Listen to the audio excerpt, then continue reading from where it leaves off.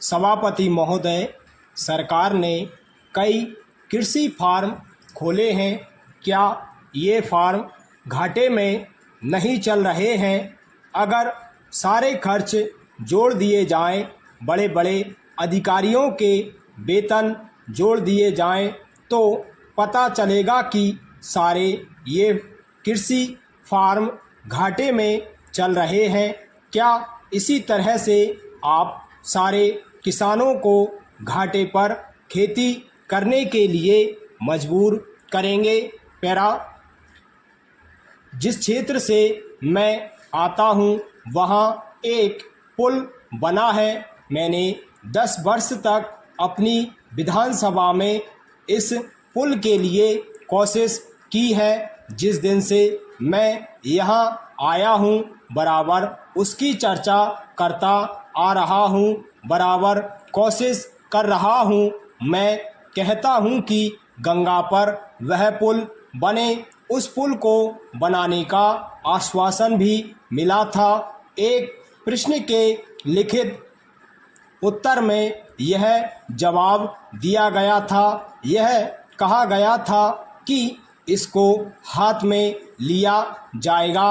अब मालूम हुआ है कि उस योजना को उठाकर ताक पर रख दिया गया है और यह पुल नहीं बनेगा। इन लोगों ने क्या कसूर किया है, यह मैं आपसे जानना चाहता हूँ। हमारे क्षेत्र के लोगों ने पाकिस्तान की लड़ाई में सरकार को हर तरह का सहयोग दिया था, हर तरह की सहायता दी थी। हमारे यहाँ के नौजवान भी मोर्चे पर जाकर डटे। जिस समय पाकिस्तान के साथ हमारा युद्ध चल रहा था तो कहीं कोई बात नहीं थी, अन्न की कमी कहीं नहीं थी। अन्न की कमी भी हमारे विरोधी साथी पैदा करते हैं, जो यह चाहते हैं कि सरकार असफल हो जाए।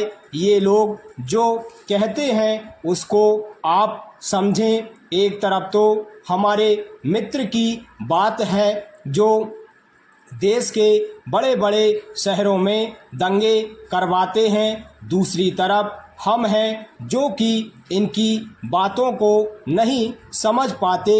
इनको सभी वे लोग मिल जाते हैं जो बेकार होते हैं या जो दंगे करवाने के लिए उत्सुक हैं। इसलिए सरकार का इन सारी चीज़ों की तरफ ध्यान जाना चाहिए और उसको सोचना चाहिए कि क्या तरीका इन सब से बचने का हो सकता है।